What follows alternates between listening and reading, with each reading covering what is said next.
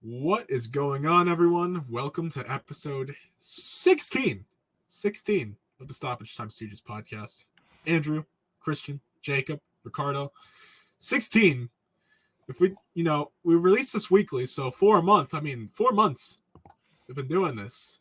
Can't believe it's still going. But we got a lot to talk about today.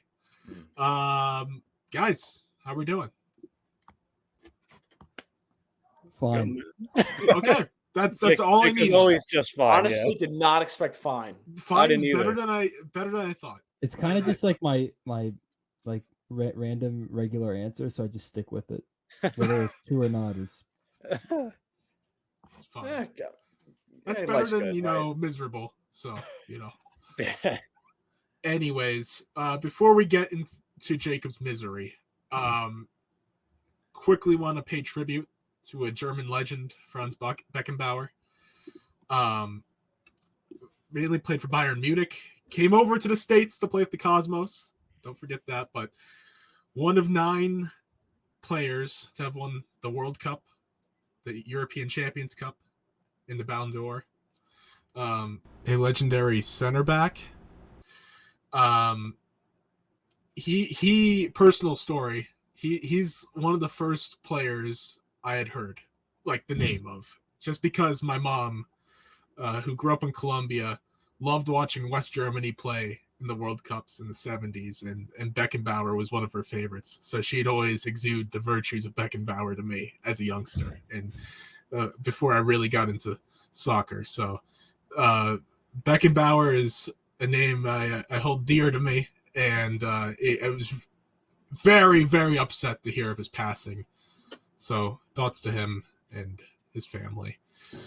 You guys, anything you want to say? Yeah, just tremendous player, like you said. Someone he won. It seems like he won almost every award he possibly could. Yeah. He was dominant. He was dominant as a defensive midfielder. He was really good, I think, as a center back as well. He transitioned to positions at a certain point later in his career. He also was a really good manager. I think he won a World Cup managing Germany. So there really was not much he couldn't do. And, when people talk about the greatest defenders ever, the greatest defensive players ever, his name is always one of the first that you hear, and for good reason, obviously. And it's also, again, just really sad that he is no longer with us.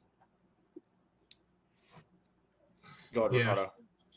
Okay, yeah, the creator of the sweeper role. Yes. I didn't really know that until, like a few years ago, honestly, when, who was it telling me that? I think it was one of my former coaches. We were just having a conversation, and I used to play that position at sweeper before we eventually moved to just a flat 4 in the back. And I didn't, just him being the creator of this position and sort of the way he played it, very innovative on his part, and just the impact he had on the game, and certainly one of the best players to have ever played the game.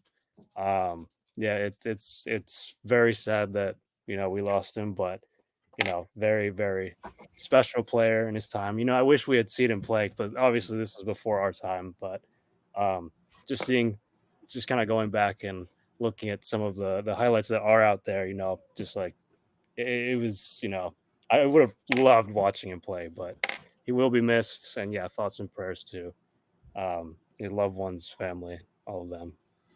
Just Beckenbauer's versatility. When he started his career, he didn't start out as a defensive player. He didn't start as a center back, or a sweeper. He started as a midfielder, just a pure midfielder. And I think those midfielder skills were what translated to him being able to innovate the sweeper position in the back line. And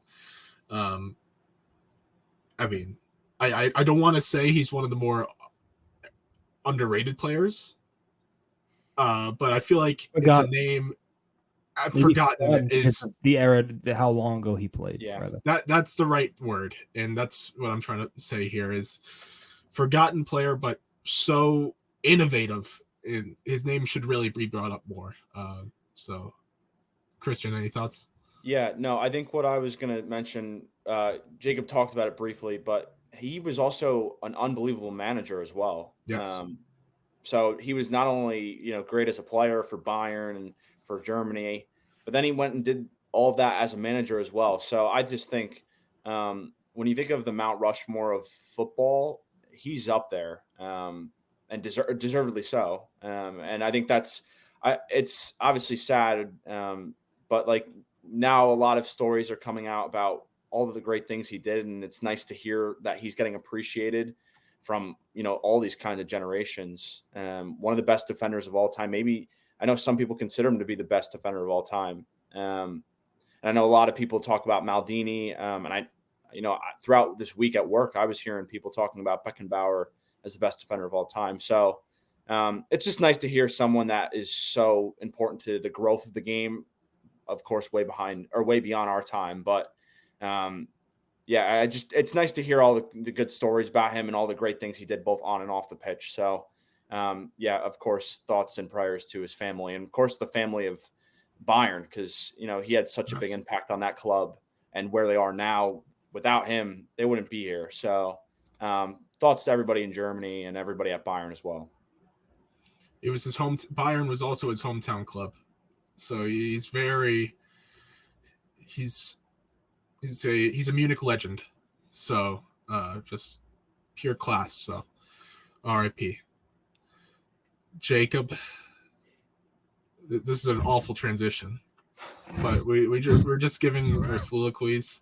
Now Jacob is going to be screaming and yelling for 20 minutes about sadness Chelsea. to sadness. Well, you know what? I'm gonna make call an audible here. Before we talk Chelsea, let's talk Liverpool in the Carabao Cup first. Okay. Because I think Jacob is going to go on a long rant here. I don't have all day here. Remember that. I'm usually pretty quick. Christian will be brief. I know this. Yeah. So let's talk Liverpool real quick, and then we'll hit Jacob. Yeah. Liverpool were okay, I would say. Much better in the second half. You guys know I actually was asleep, so I don't watch the highlights back. Very rare for me to miss Liverpool playing, but yeah, it was nice to wake up from a nap and know that we won 2-1. But just checking the highlights and stuff, Liverpool were poor in the first half, not good.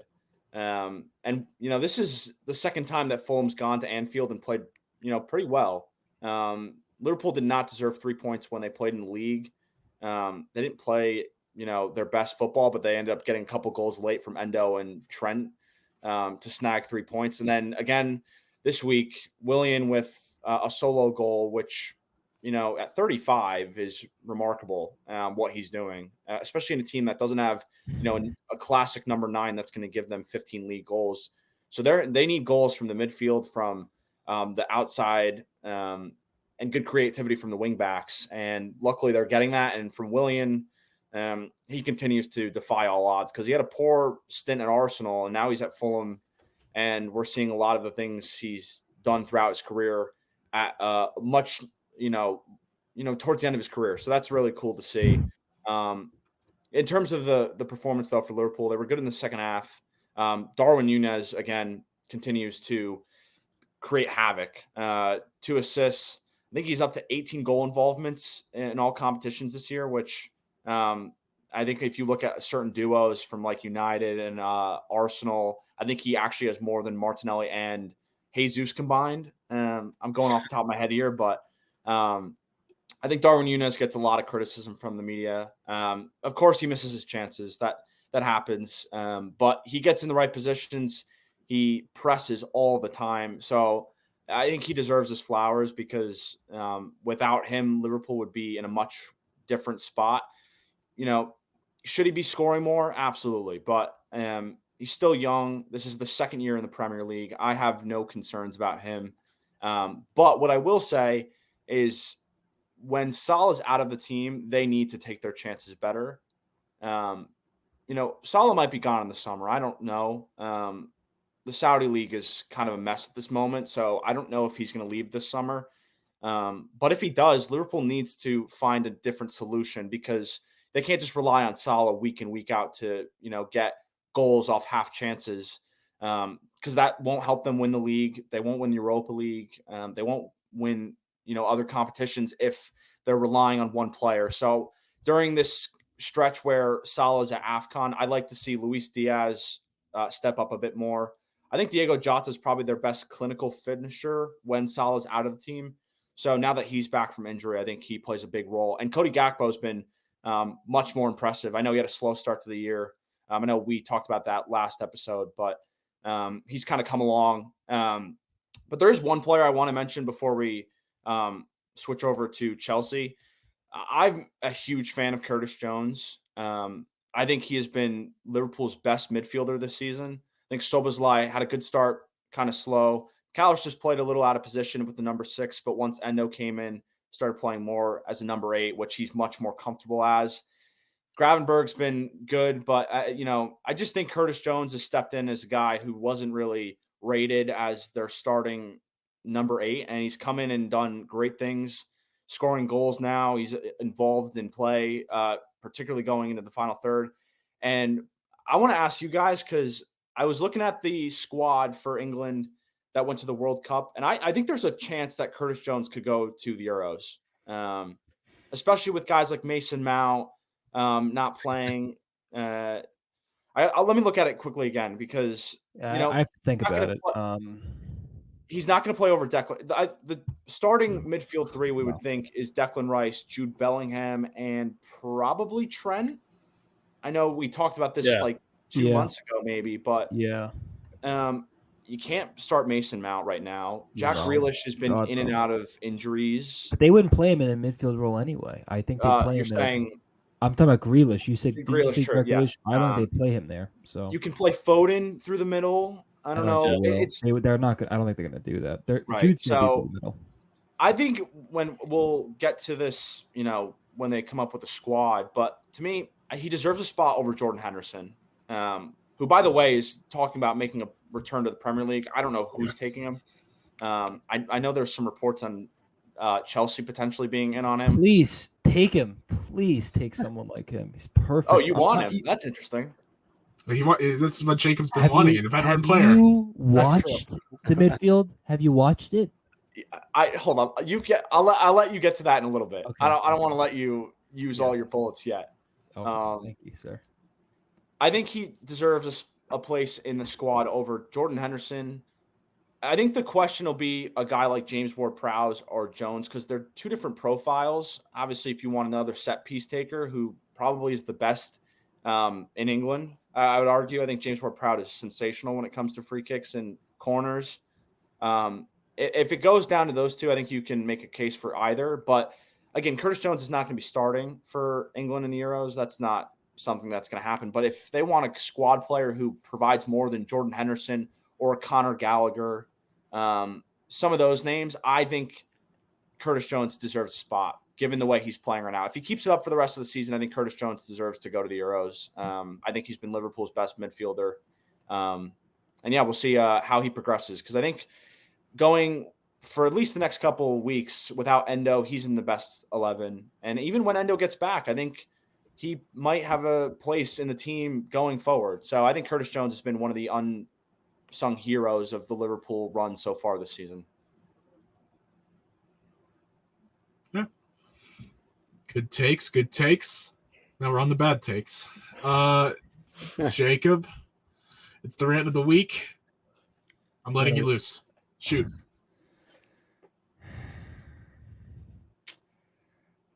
I never want to hear again. It can't get any worse.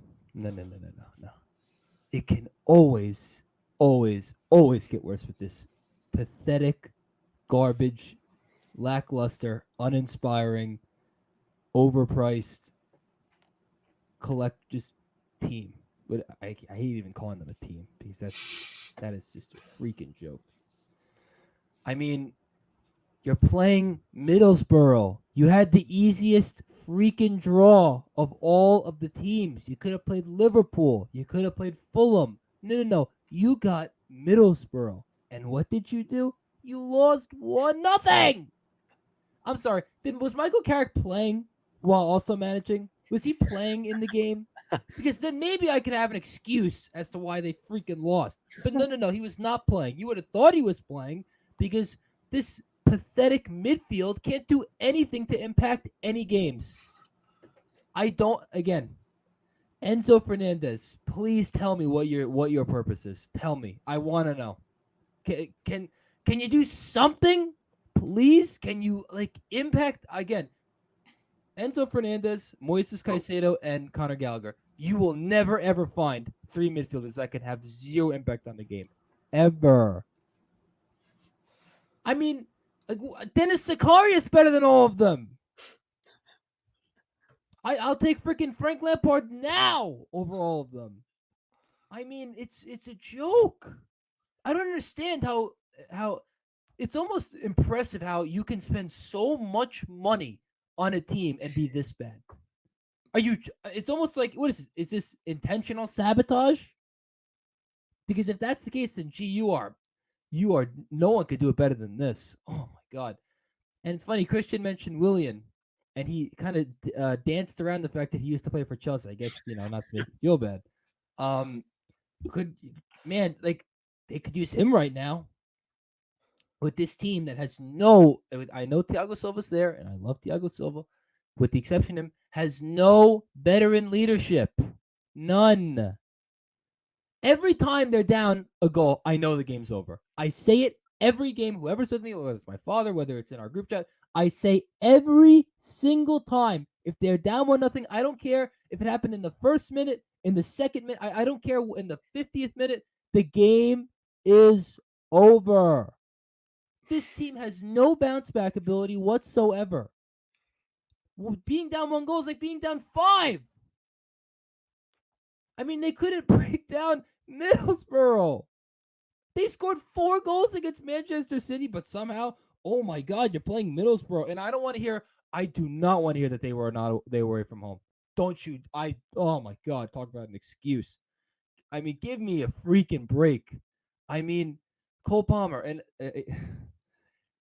just when I'm ready to jump on the bandwagon, what does he do? He misses 3 freaking chances could you get one of them in, Cole, please? And don't forget, the beginning of the game, Axel Disasi committed a foul. It should have been a freaking penalty. But because there's no VAR, they missed it. I mean, it's a joke. I keep trying, and on top of all of that, of course, I waited so long for Christopher Nkunku to come back. It's like, in the words of Meek Mill, I used to pray for times like this. I prayed, I begged, I kept hoping. Oh my God, I can't wait for maybe when he comes back, he can galvanize the team. And even though he only scored 1 goal in 4 games, he was just competent. Just looked like he knew what he was doing, and that's enough compared to freaking Armando Broya and Nicholas Jackson. Oh my God. I keep hearing how Armando Broya was great at Southampton. Really? Because where's that? Could you look in the mirror and give that guy a call? I'd like to have him on my team. I mean, it's a joke. And then same thing with Romeo Lavia. He finally, I have to wait forever for this guy's ankle, which I guess must have been severed off. He had to miss 4 months. I don't know. Kevin Ware's ankle was his. Jesus. And Gordon Hayward, for crying out loud. Oh my God. And I am not taking that back. And then again, he gets until he plays 30 minutes or 28 minutes. And what happens? 30. I just checked 32. He gets hurt. I mean, this training ground, what do they practice on? Barbed wire? Freaking lava? I mean, what are they practicing on? How do they get hurt all the time? It makes no sense. They're barely playing. What is it? You're trying to get hurt? I mean, I wouldn't want to play for this garbage team either, but come on. I mean, and this is the annoying thing. Chelsea have babied all these people went back into playing, and they've really wrapped them in freaking bubble wrap to get them back on the field. They've been extra careful It still doesn't work. I mean, it's just. And look, I know this team stinks, but I mean, can you get a little more out of the team? Just a little. You can't squeeze one goal out of Middlesbrough. I didn't know their back line featured Rio Ferdinand and Nemanja Vidic in their freaking prime. Did I miss something? Franz Beckenbauer. Yeah. Yeah. I mean, it's such a joke. It's so painful to watch. They can't even create chances. Even that is a tall order. And the problem is, anytime they do create a chance and they miss it, oh, sorry. That's it. You only get 3 chances, and if you don't get it, then it's over. I mean, it's like you know what? Like them scoring goals. It's like, remember when you would go to the arcade and you put the coin in for like that crane or whatever thing with the claw, and you only had a few chances to get the thing. That is Chelsea in front of the damn goal. Very good at that, by the way. Sure then maybe they could use you. I mean, and then today I get Andrew's an alert. number 9. I get an alert. I get an alert on the Chelsea app, and let me see what this says. Chelsea app. This guy uses the Chelsea app. Striker officially joined. Well, I'm a fan. Striker officially joins Chelsea. Now he's ours. Who is it? Some guy named Dewan Richards, who I've never heard of. We're getting excited over a freaking kid. This is a game for grown men. Again, Jordan Henderson, please. Oh my God, that would be please. I can't. And you know what's fun? Chelsea Twitter, they open their eyes and watch the game because they finally get that Conor Gallagher is nothing. Every freaking game this guy plays, it is a nothing burger. All he does is run. That's all he does. Run. Commit and Moises Caicedo. Oh my God. If you want to guarantee, if you could bet on something with him, one stupid foul every damn game. It's a lock. And again, how many times do we have to watch Levi Colwell play left back, not well, to figure out it's not going to work? How many? How many times do I have to see him get freaking nutmegged that leads to a goal to understand that it's not going to work? I mean, I'm watching the game. I see it. Why doesn't the freaking coach see it? Zerbi made it work. Was he playing left back? He made it work with Caicedo. No, that's not what. No. Was he playing left back at Brighton? No. Okay, no. Why? Because he's not back. freaking left back. And again, like I understand that they're talented players, and they've had some good games. Again, if you make this kind of money, I want you to play good every damn game, especially against a team that isn't even in the Premier League. You're not playing Man City. You're not playing Liverpool. You're not playing Arsenal. You're playing Middlesbrough. It's not a death trap. I mean, and remember when I said that I would take Luka Modric in a heartbeat, and you thought I was nuts? I mean, still are, but no. I feel even more vindicated now. I mean, this midfield, I'm telling you, I'm trying to think of a nickname for the three of them. The mid 3. No, that's too much. it's too much praise. Yeah. The uninspiring 3. The uninspiring 3. Yeah.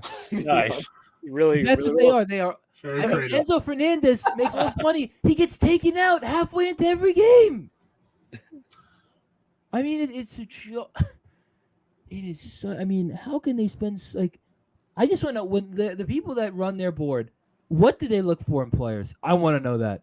I would. Oh my God, would I love to pick their brain. What the hell are they looking for in a player?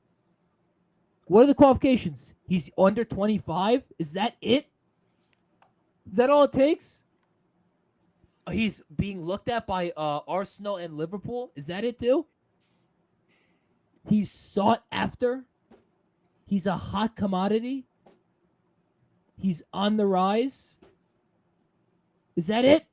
Not, I don't know, like, are they doing what they're supposed to do? If they're a striker, can they, I don't know, score goals? Because that's such an outdated concept, I guess. I didn't know that scoring goals was such an outdated concept.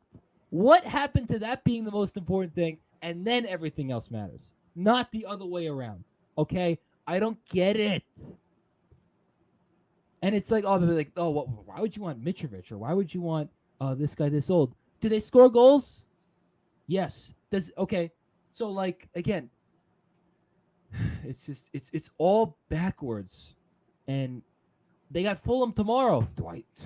Do I have a lot of confidence they're gonna win? No. Why should I? The only teams they seem to be able to beat are the bottom 5. That's it. And they got Liverpool soon. Oh, that's gonna be fun. At Anfield. Oh my God. It's gonna be, Liverpool's defense will never look better. Last time I remember that, the last time you guys matched up, it was a draw, right? Chelsea could have got. How long ago was that? That was in August. It was this season. It's a long time ago. It was this season. That's the best Nicholas Jackson's looked all year. Other than his Mickey Mouse hat trick against Spurs. And guess who they got in the damn FA Cup? Aston Villa. They get the toughest draw. Who did Liverpool get? No, what was it? Norwich We get the winner of Norwich and Bristol City. Who'd Brighton get? Sheffield United. Oh, who'd United get? Oh, a team in like the bottom 3 leagues. Oh, okay. Okay. Yeah, you got a good draw in the Carabao Cup semifinal. It all evens out. Since you love the Carabao Cup.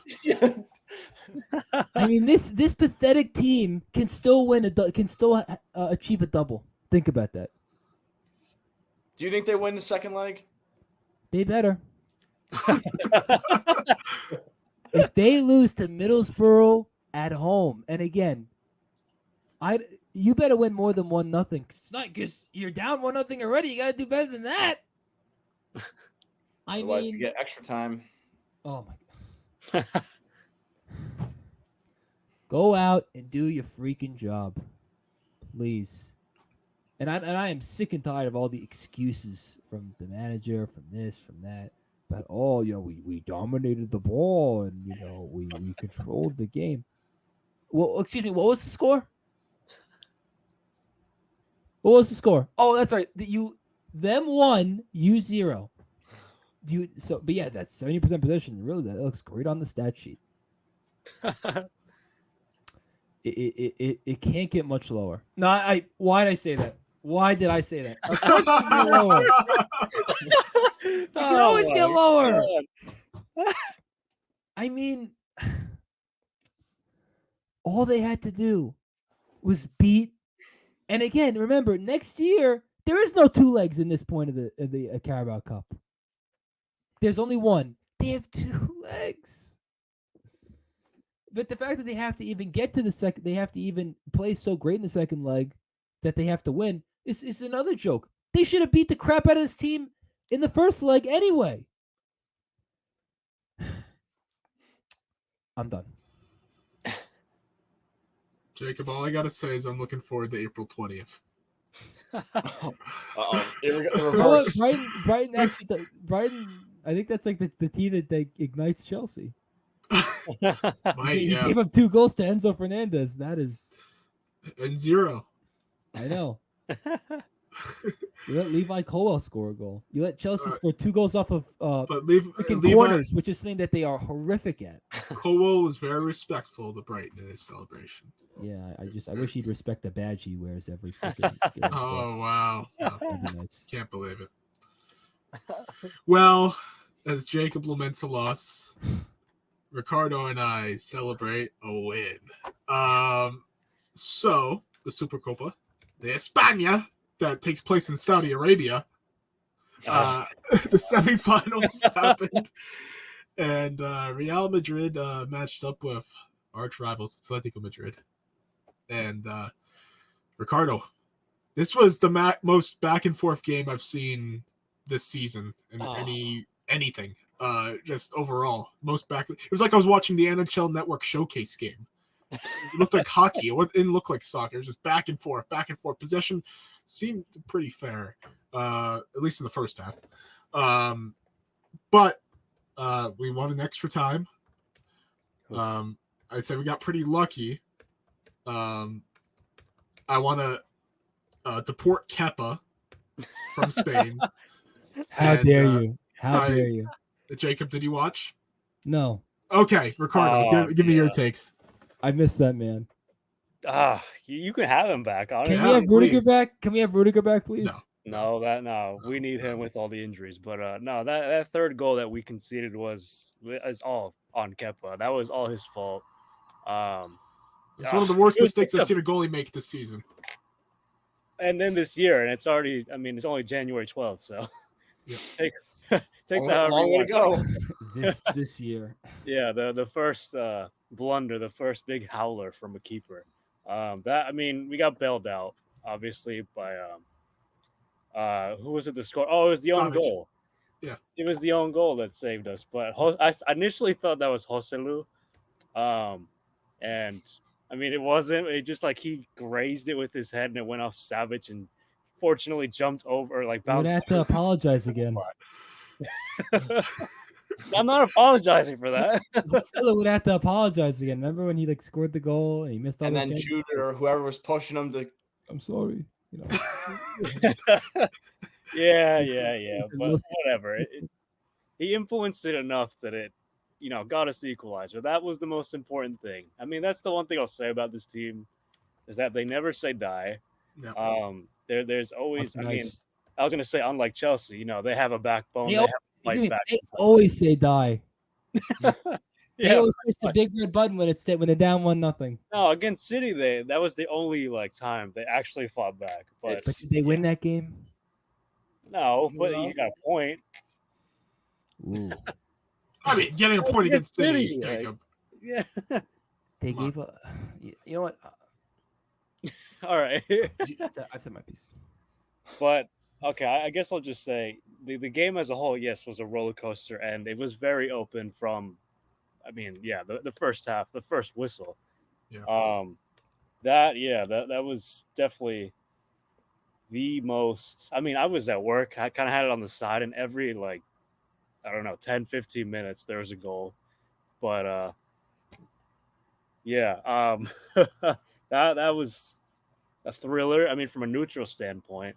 If anyone was watching that, Christian, I don't know if you turned it on. I think you also had it on in the background. Yeah, but it's just such a back and forth affair that ultimately Real. It kind of reminded me of that the Champions League final against Atletico. Funnily enough, where Sergio Ramos scored that equalizer off the header, and then Real just went on a rampage and scored 3 goals after, and won in an extra time.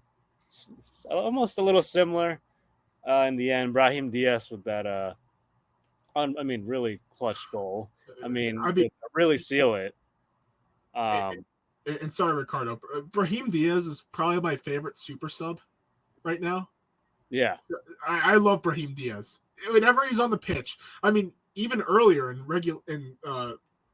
regulation, Brahim Diaz had an insane set of dribbling that almost led to a sequence that almost led to a goal. It could have been tapped in by Vinny if he had a better run, but Brahim Diaz, he's given great minutes whenever he comes on the pitch, and so I was happy. I know it wasn't necessarily the game-winning goal, but it was a very important goal in extra time to seal the deal at the very end. But love that guy. But now we face Barcelona. Of course, El Clasico. That's usually how it goes with these 4-team competitions. It's and in Saudi Arabia is a whole different conversation that I don't understand, but whatever, money purposes, whatever. All money talks. Yep.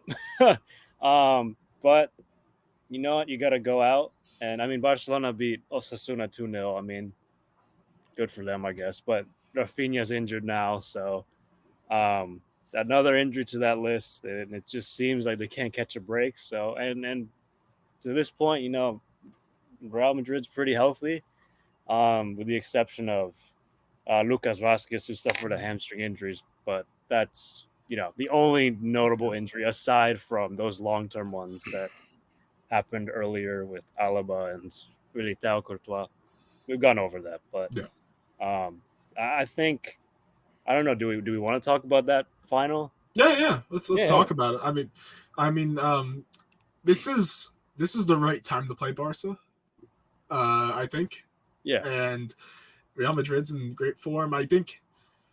By the way, before we talk about the final, my favorite comment of the game was Steve McMenamin saying, "Ian, there's a whole bunch of white in the crowd." He's like, "It must be a bunch of Madrid supporters." I'm like, "Oh, Steve." Oh man, that was Stevie. Take a look at where the game's being played, pal. Yep. But anyways, that was my favorite. I was dying when I heard that. But anyways, yes, the final. I can't get. I don't know if I can get a good read on the final score just because it is El Clasico. Mm-hmm. And even though Barca is a little down right now, it's still Barcelona. It's still one of the biggest rivalries in sports. So it's gonna be close somehow. Yeah. Now last year when they played in the Supercopa final, Barca won 3-1. Yeah. So I'm sure Madrid will have a little more juice coming into this one, trying to get a little revenge, payback for that loss last season. I'm gonna say 2-1 Madrid. Ooh, that is tough. No, not extra time. No extra time. I think it goes to penalties. Real Madrid wins, and assuming Kepa plays, I'm gonna say he actually saves 2 penalties. Get back in the good graces. But I'm not really counting on that. I'm just giving a prediction to be different from yours. So I would have said 2-1. But yeah, I mean, honestly, Kepa probably shouldn't play, but whatever. It's Ancelotti. He's kind of like when he has a lineup, a set of players that he wants on the pitch, he just kind of rolls with it. So yeah, I expect him to put out the same lineup as he did against Atletico, if I'm being honest. So Hostler off the bench again, Brahim Diaz off the bench, Vini Rodrigo up top. I mean, what he's done most of the season when everyone's been healthy. So, yeah, I'll say Real and penalties. That's my one thing of Carlo. He has such a short leash on Lunin. And I don't think... Has he really been that bad? No, that's the thing. Lunin's been playing better than Kepa. I would argue, yeah, that too. It's insane that Kepa keeps getting. Now I get it. You just got him on loan. He's a name from playing for Chelsea. I get it, but Lunin's been better, and it's just especially after that blunder last match. I wouldn't put Kepa out there, but I think you're right, Ricardo. I think Kepa's going back out just because that is Carlo. That's what he will do, especially. Just with a few days in between, I think Kepa will start. But if there's one thing that, if there's one pet peeve I have of Carlo, it's that. And so it's so annoying. Yeah, this game's tough to read. I mean, anytime these two teams play, you guys know this. Barca's going to turn up. I know that they got some injuries, and this team just feels really disorganized to me. Just flat-footed. There's no leadership. They're missing Ter Stegen. I can't get a read on them. I'm so fascinated by this tie. I'm also really fascinated, and we're going to talk about this, down the line. Their Champions League tie with the most inconsistent Italian side in Napoli is going to be the most. Mm-hmm.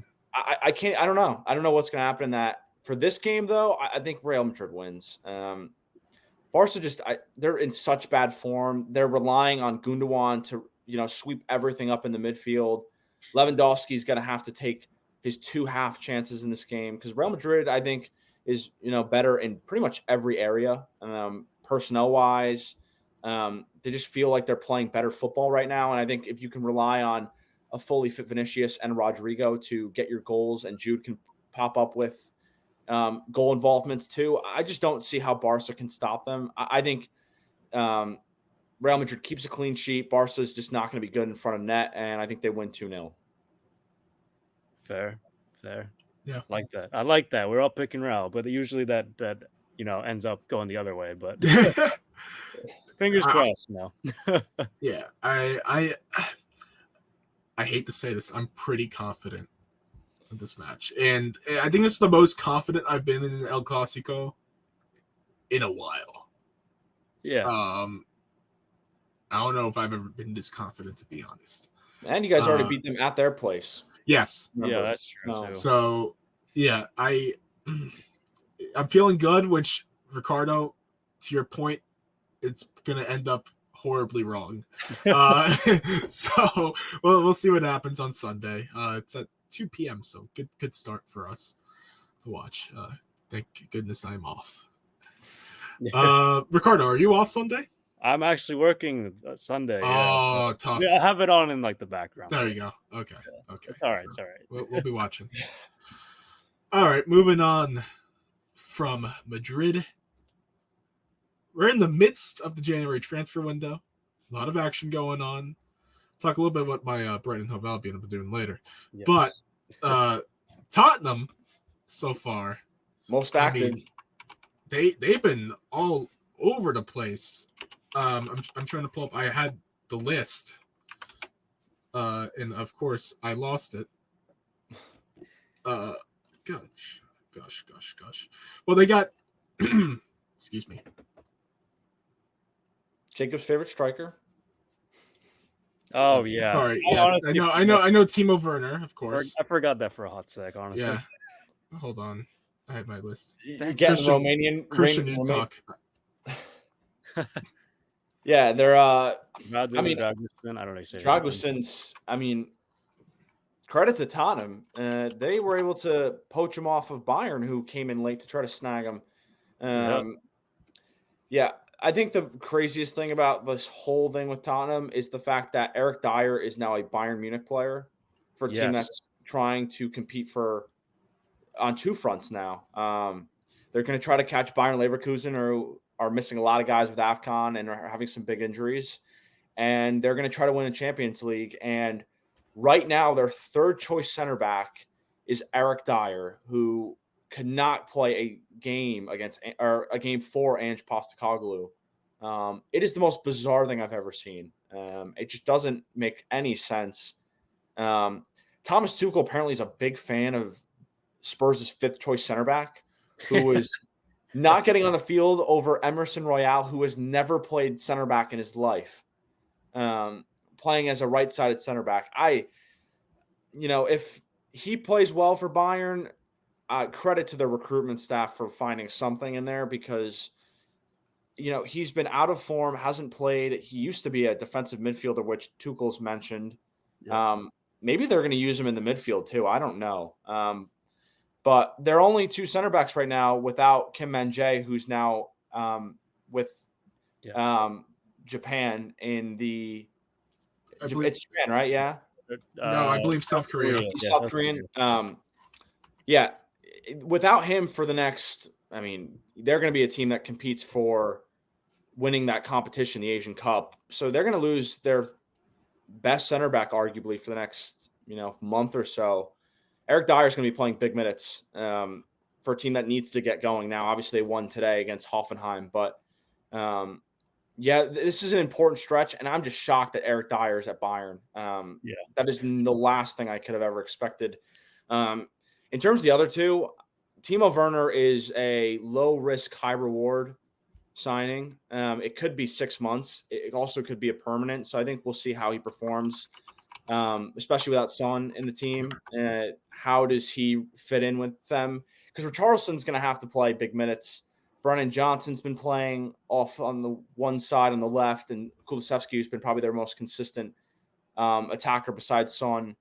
How does Werner fit into that? I don't know. I think he can perform well under Postecoglou. I think he's a much better manager for his style because, again, they throw numbers up. And Werner's not going to have as much pressure on him. at a club like Tottenham, because again, the expectations are not as high as they were at Chelsea. That's just the reality of it. Spurs, through October were the best team in the division, but they kind of have stunted a little bit. But again, they're only 1 point off the top 4, which has kind of gone under the radar. I don't know much about Dragusin. He's done very well for Genoa, which is a team that's provided some really good performances in Serie A. I don't know if he gets into their best 11. I guess that's something we'll discuss because Romero is very erratic. When he's on his game, he's good, but he gets into, bad spots where he's making silly challenges and he gets booked all the time.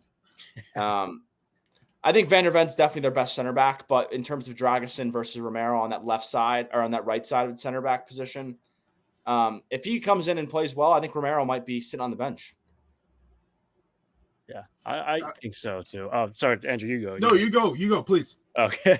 Well, yeah, it's definitely very interesting that, all these signings kind of happened in the span of like, I don't know, a week, maybe 2 weeks. Like, I mean, for a club that, and that doesn't really spend very much or is kind of like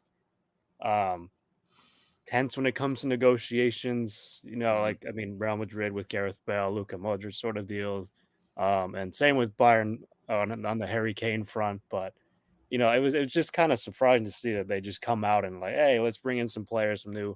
And Dragusin is 21 also. That's a long-term sort of investment. And I mean, I guess that's also the benefit of this is that he doesn't have to start right away.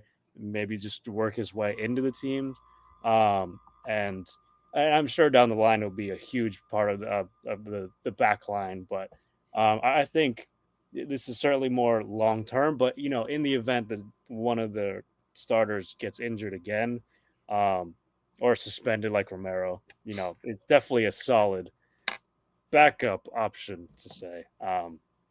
Yeah, I like it though. I like that signing specifically, and the Timo one's interesting too. I don't even know what to make of that one. I'm still kind of baffled by it, but I think the Timo Werner signing was more an act of desperation, especially with the Asian Cup coming up of some. Essentially, yeah. But also, Timo Werner has been doing better going back to Leipzig. Going back to Leipzig. The thing is, he hasn't been playing much though. No, but I think it's helped boost back his morale that he lost at Chelsea. So now he gets to go back to the Premier League, and I think he's gonna have a chip on his shoulder. Not proving himself at Chelsea, try to prove himself back with another big club like Tottenham. So I think I like that for Spurs, especially like and Christian made an astute point with Ange and his style of attacking football. I think Timo Werner is an interesting fit, and we'll see how that plays out. Dragusin, totally agree with what both of you were saying. Even if Romero starts, you're going to still see a lot of Dragusin. So I think in terms of depth, it definitely helps them. You'll see. I mean, do they have more up there in their back pocket? I mean, I mean, they have the funds. It depends how aggressive they want to be. So we'll see. We'll see here. The one thing I want to mention too, they are really, I don't know what the word is, but maybe they're lacking depth in the midfield. So if there's an area to strengthen in January, whether that's a 6-month loan, a short-term deal for someone, that's the place because Pape Sarr is at AFCON. Basuma is also at AFCON. Luckily, they get Bentancur back, which he needs to stay fit because I think they desperately need him because I just don't think a midfield two of Oliver, Skip, and Højbjerg is going to ultimately get them where they want to go because expectations right now is to finish top 4. I think that they're right there, especially with Madison getting closer, Van der Ven's getting closer. So they're getting relatively back to a best 11. Obviously, Son's going to be gone until about, early February. But, Arsenal's in bad form. Villa, can they keep it up? We're going to see. I think it's going to be tough for them to catch a Liverpool or a Man City at this point. But I think if Spurs can, get these guys back fit and Madison's playing his best football, I don't think top 4 is really that far of a stretch because Arsenal doesn't have a 9. When Son gets back, they do have one. I don't know. There's a good chance to me that Arsenal, especially when they have to focus on the Champions League in February and March, maybe they fall out of the top 4 entirely. I think Tottenham's in a really good place right now. Yeah, I would agree with that too. So good stuff from Spurs. Rare to say that. But we move on to Jadon Sancho. And we got big news yesterday. We're recording on Friday, January 12th. So yesterday, January 11th. Sancho officially returned to Borussia Dortmund on loan. Reported 4 million loan fee going from Man U to Dortmund. What do you guys think? I know you guys discussed it when it was just a rumor last week. Now everyone thought it was going to happen eventually, but now that it's official, what are your thoughts? Ricardo, you want to go first? Just seeing the videos of him back at Dortmund in the facilities, the locker room. I mean, asking for Marco Reus, like, oh, where's Marco? Where's Marco? And just some of like, you can tell that like he's happy to be back, and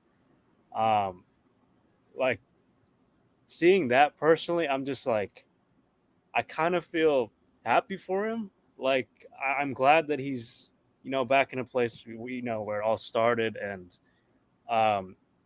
still handful of players there from when he was there. So and that, I mean, to me is like, it almost felt like he was freed. It's just like, I don't know how else to put it. It's just like he seemed motivated. He seemed happy. He seemed like he just wanted to be there. Like he felt like he belonged, sort of thing. But at least on that emotional level, that's kind of how I feel about it. And in terms of like on the pitch, I mean, even when you see that kind of emotion, I feel like that can translate to the pitch too. Like that's not going to say he's going to, use any anger or, any of those negative feelings. I mean, he might use those and to his benefit, like with Dortmund, but I mean, I think he'll feel less pressure being back there, especially because he knows the place, he knows the club. And I mean, I hope he gets back to the player that he was, before he left United, because he's a very fun player to watch. And, when he's fully confident, fully, immersed in the game, all these distractions aside, that's why he was one of the most coveted players at the time. So I think I hope this works out for him. And I mean, you could even talk about Ten Hag's brief comment about, him leaving, which was kind of snarky and kind of just like he wanted him gone sort of deal. But I mean, hopefully this is, he's kind of also just playing into his future, like for whatever club. I mean, I don't think he'll be back United. That's obviously a different discussion too. But, I just hope he does well for the remainder of the season. Dortmund's got big matches coming up too in the Champions League. So he's going to have some important matches that he'll be participating in. So it's definitely it's going to be an important loan to showcase himself. So very, very intrigued. Were you going to say something else, Christian? Yeah, I think to me, the comment from Ten Hag is what strikes me. I just don't get it, man. There's just so much toxicity right now at Manchester United.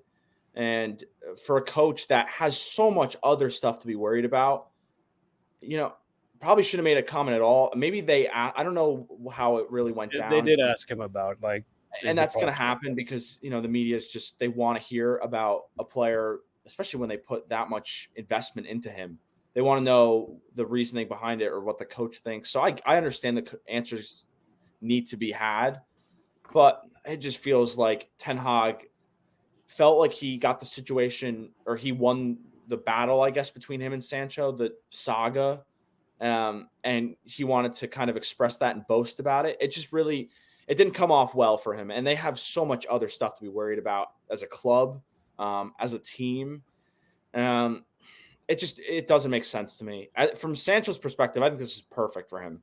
6 months at a club he feels comfortable in, as you mentioned, Ricardo. And again, he played his best football as a professional there. And he didn't have a good run at United over the last, I guess, it's really just a year, because he played less than 80 minutes this year, and it hasn't played since August. So it's going to take him a couple weeks to get up to speed. I'm sure he was training probably with like the U21s or the U18s at United. So I'm sure it's not going to take him forever to get back into a team, but Dortmund has expectations to get back into the top 4 to make a run in the Champions League, because they have a favorable draw, or at least they'll probably see it that way against PSV. So I think this is perfect for him. I don't see him getting back into the England squad for the Euros, which is really unfortunate, because again, this was a guy that was considered to be one of the best young English players 2 years ago. And now he's maybe the biggest unknown, particularly in the final third, because, they have so many talented players in that area, and he was supposed to be one of them. And now we don't know what we're going to see out of him. So I feel really happy for him. Whether you think he was being childish and immature with how everything unfolded at United is a different discussion. But I think when you look at a 23-year-old who just wants to play football, this is the perfect place to do it, because Terzic knows him. As you guys mentioned, Marco Reus. These are club players that have been there, that understand how Sancho wants to play, the guy he is off the field. So I think this is the perfect place for him to be. And I hope that this 6 months can, galvanize him to a place where he's going to get a move in the summer, because I don't think United's going to be the place for him. I'm sure you guys agree on that as well. Too many players in his position.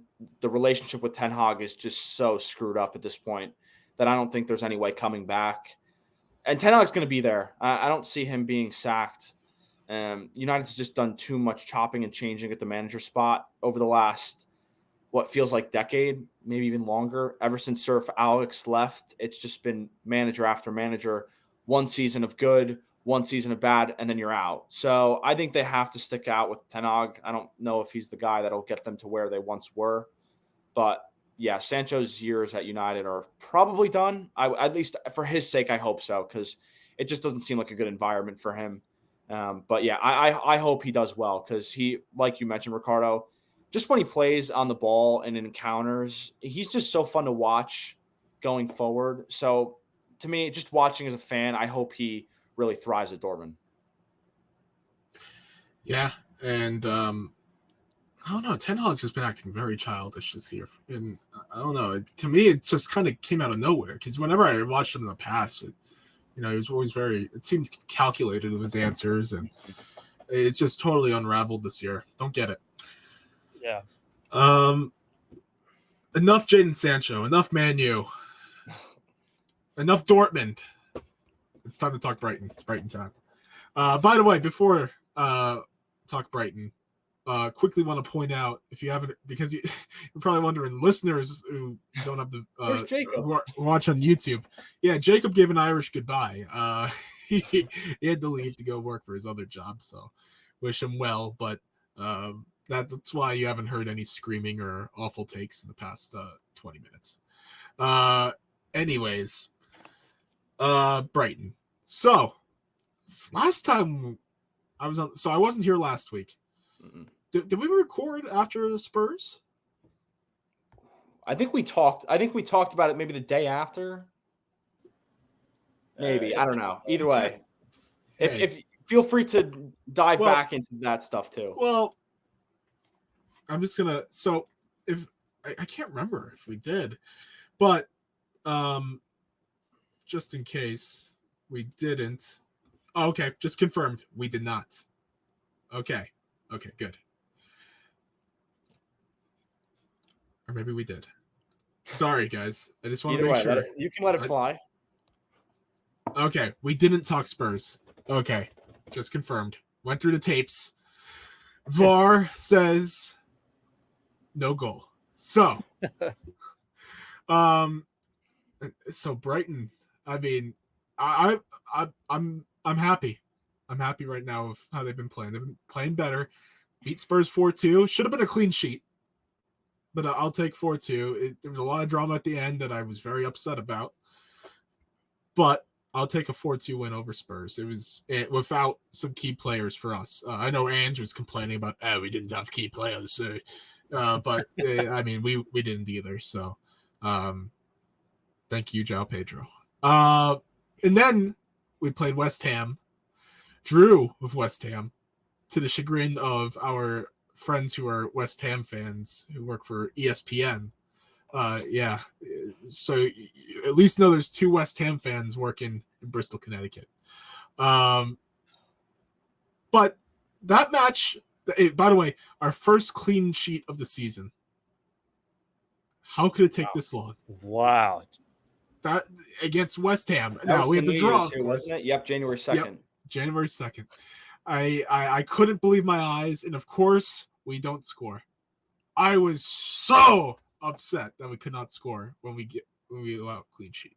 I'm just, I don't want to say disgraceful because it's West Ham. West Ham's very good side this year. Hell, they could even, who knows, they could crack top 4 eventually. But the way they're playing, but we were 8, they were 6. I don't want to draw. I want to gain points. Don't want to draw. Very, very upset about that, but I'll take it. And so they go on now at the transfer window. They had to address some key positions. They had to address their back line. They need a center back. They haven't signed one yet, but I do like the fullback signing they made, Valentin Barco. Keep an eye on this kid, folks. 10 million from Boca Juniors in Argentina. I have a friend who's my source on all things Boca Juniors at my job, and he was absolutely devastated that Barco left. Absolutely devastated, and he said De Zerbi is going to unlock. This his quote. De Zerbi is going to unlock Barco's potential. Very young player. I'm excited. You know, Jacob hates the young players. He hates the youthful players. They thrive at Brighton. They thrive at Brighton. I take them. Give them all of me. I'll take a 19-year-old Argentinian. Come on, all day, every day. So I'm very happy to see that. And for 10 million of a release clause, I'll take it. Because he could have gone for a lot more without that release clause. But looking ahead for Brighton, and before I forget, we also beat Stoke in the FA Cup. So thank cold goodness rainy night at Stoke. Yes, whatever the term is. and João Pedro once again, chef's kiss against Stoke. João Pedro. I mean, we talked about him a little bit during the underappreciated players episode, but I haven't given all my graces to João Pedro. I feel like I still have to show my love for my guy, João Pedro, even though it seems like I show it enough on this podcast. João Pedro right now is, I mean, he's playing. It's the best football of his career by far. Yes. No doubt. But right now, he has 7 league goals, and I believe 16 in all competitions. At this stage of the season, for a striker that they signed for only 40 mil, now record signing. Absolute steal, fleece, and the fact that De Zerbi came out and said that he didn't even want João Pedro. De Zerbi said he hadn't even heard of the kid, but Brighton's scouting department is so good. I think it's one of the tops in the Prem right now, by far. Just the past few years. I mean, I know Jacob earlier this podcast complained about Moises Caicedo, but he was good holding midfielder for Brighton. Alexis McAllister, of course.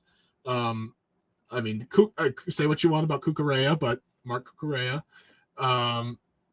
Stupinian, Mitoma.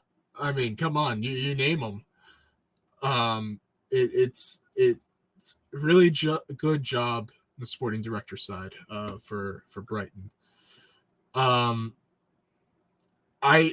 My goal for the next month is to somehow crack the top 6. I think this team has a chance. Now it's gonna be tough this month without Mitoma, who's the Asian Cup, who's still hurt, but is on Japan's roster for the Asian Cup still. So that suggests he'll be back, maybe by quarterfinals time, semis.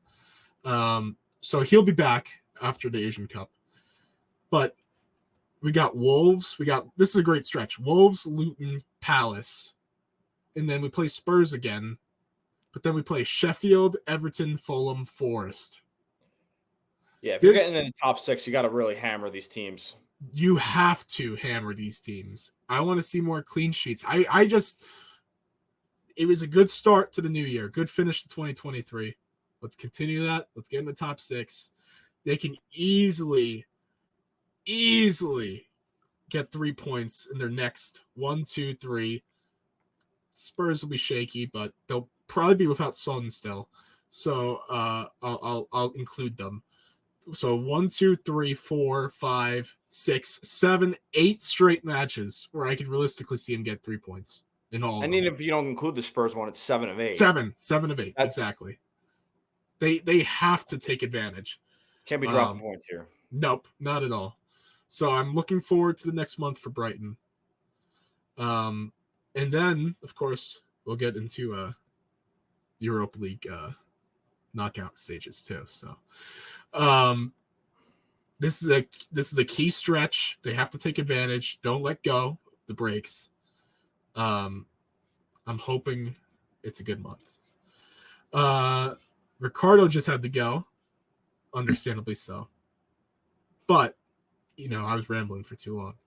But Christian, real quick, before we end the podcast, as we've mentioned, AFCON starting this weekend. Yep. It started today. Or no, Asian Cup started today. Tomorrow at 3:00. Tomorrow AFCON starts. So figure we'll give some predictions. Yes. Do you want to go just like who's in the final 4 and who comes out? Yeah, I like that because there's a lot of teams that, to be honest, I'm not aware of. So right. I think a lot of people are that. So, this is tough because I think at the top of AFCON right now, you're looking at Ivory Coast, Nigeria, maybe, although they are with some injuries. Boniface is out. That they haven't really played their best football under their current coach. Yep. You're looking at Senegal and Algeria, Cameroon. Can Salah really get to another final with Egypt? Morocco is probably the best team in Africa right now. Okay. I think Ivory Coast as the host get to a semifinal. Okay. Yeah.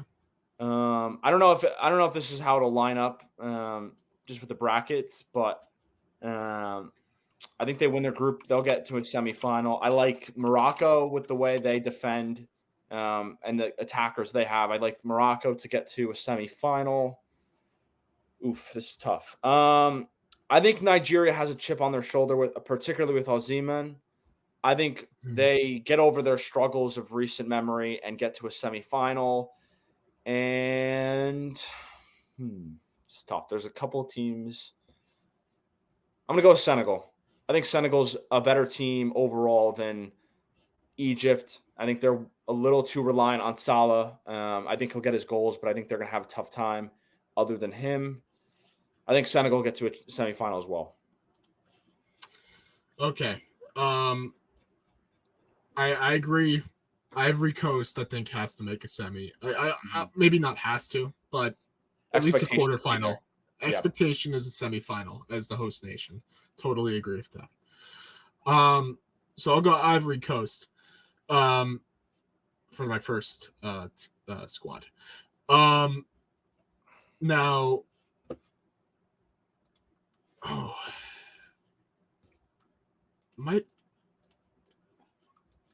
I'm trying to think, like, do I want to go? Now, Nigeria is also Group A, right? Yeah. See, I don't think Nigeria will make a semi. if Ivory Coast makes a semi. Because they'll be on the same side. Well, no, they'd be opposite sides of the bracket. Yes. But I'm just trying to think. If they play the top team from a group, they might Yeah. have trouble. Yeah. You know what? I'll do it. I'll say Nigeria still. I think Nigeria has too much talent. I think Osimhen wants to go out and kind of show. He's having a weird club season, not because he isn't playing well, but because all the surrounding things in Napoli. I think this is his time to let loose, and I think that'll propel Nigeria to a semi. For my third squad, I'm gonna go. I'm thinking either Senegal or Cameroon. Okay. I'll go. Out of the two, I'll go Senegal. I don't know if I really have a reason for that. But I think I just prefer Senegal over Cameroon right now. I mean, they are the reigning champions. They are the reigning champions, so I think it makes sense. Squad. Yeah, and then the final one, I have to go Morocco. Okay. Morocco has to be a semifinalist. They're in the best form, right? From the World Cup, so I have to put Morocco in there. So that leaves out Mo Salah in Egypt. It's fine for me. Gets back to Liverpool. Yeah, it gets back to Liverpool faster. That leaves out Ghana, Tunisia. So there's a lot of good teams that will get left out. Of course, like I mentioned, Cameroon as well. So Ivory Coast, Nigeria, Senegal, Morocco. That's my four. And then who do you got winning? So, it would have to be.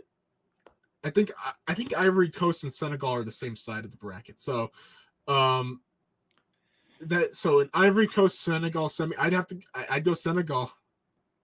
Back to back. I think I'd go. To get them to the championship. Get to a final. Okay. Yeah, get to the final. I think Senegal beats Ivory Coast if that happens. Nigeria, Morocco is tough here, but I gotta go Morocco. I gotta go Morocco just based off form. So let's say the final is Senegal, Morocco. I think Senegal goes back to back.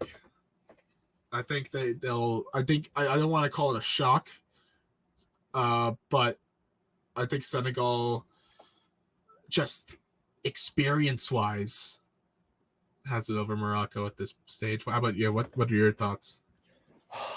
Man, I think Nigeria to me is the biggest wild card in this competition. No Boniface, as I mentioned, which it would have been really cool to watch maybe two of the top, 8 to 10 strikers in Europe battle it out. I mean, Osimhen's not, as potent as he was last year, but the talent's absolutely there. I think Nigeria gets to a final. I don't know how it'll line up. I think the final will be. I don't see Ivory Coast getting there. I think they'll go on a good run, but I think they will fall to a strong team in the semis. So I have Nigeria making it against Morocco. I don't know if I would hope that is something that's possible. Obviously, I don't know if it'll line up that way, but if it does, Morocco are fantastic. I think they're the best team in Africa right now, talent-wise, all across the board. But I think when you look at Osimhen, you look at Chukwueze, they got attacking talent. So if they can punish teams on the counterattack and they can bury their chances, Nigeria still without Boniface can win this tournament. I think Osimhen uses this as a chance to reset, especially after the agent of Kvara's oh my God comments, which we didn't talk about that. A total mess. Napoli's so. I mean, I can't even. It's everything. The manager, the TikToks, this now. I mean, Osimhen's going to be gone in the summer. I think this is pretty clear. He just signed an extension. And I think the release clause is something upwards of 130. Yeah. Which, in this current market with the way teams are spending, not many can afford that. Especially in the Premier League with financial fair play. I I don't know. He'll be gone in the summer, and I think this will be an opportunity for him to kind of just get away from the entire drama of Napoli. I think Nigeria shockingly wins this tournament, defies all odds, and they use their attacking prowess to ultimately win this. Golden Boot. Well, I think if Nigeria gets to a final, I think Osimhen gets there. There are other candidates, and I think if we look at a team like Egypt, if Salah can carry them, he's going to be right up there. But I think pure strikers, Osimhen, if they can get to even a semifinal, I think he scores enough goals to win the Golden Boot. I'm going to go, since I'm going Senegal, I have to go Sadio Mane. And I think Sadio Mane, I think he's going to have a very good tournament. I think he's bored in Saudi. I think he's bored. I mean, Senegal, how many they have a lot of players in Saudi, I think. Koulibaly, Mendy's there. Smane. More. But yeah, still, I think they're gonna try to show up and show that, hey, we're not in a retirement league. I think that's gonna be a factor. That might be a factor. We'll see, but I'm gonna go. And they got Jacob's guy, Nicholas Jackson. another guy with a bone to pick. So that's hilarious. But no, this will be a fun AFCON. I'm excited. Yeah. I'm excited. Bein Sports. I don't know if you've been following this, but earlier this year, or last year, I guess now, Bein Sports lost the rights to AFCON after like a breach of contract or something, and they somehow ended up with the rights again. So it does not make any sense. So Bein Sports, once again, this will probably be the last time. I bet this is similar. Everyone who watches sports in America, I bet this is similar to what Bally Sports is up to with baseball, at least.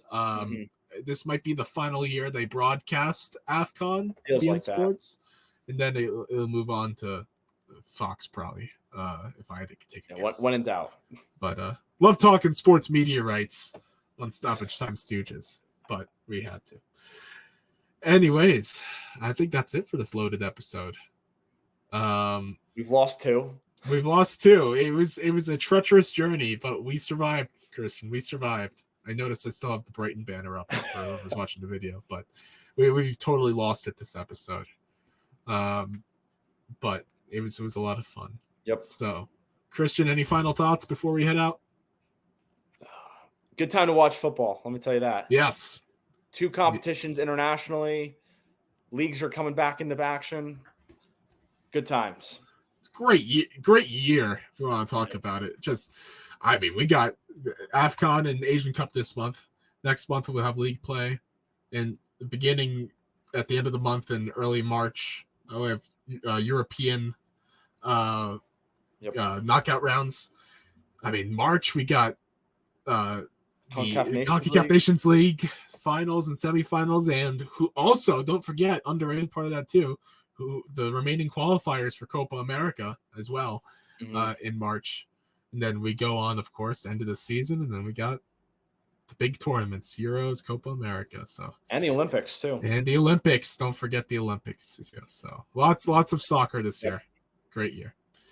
All right, Christian. Thanks for coming on. We'll see everyone else next week. Peace out.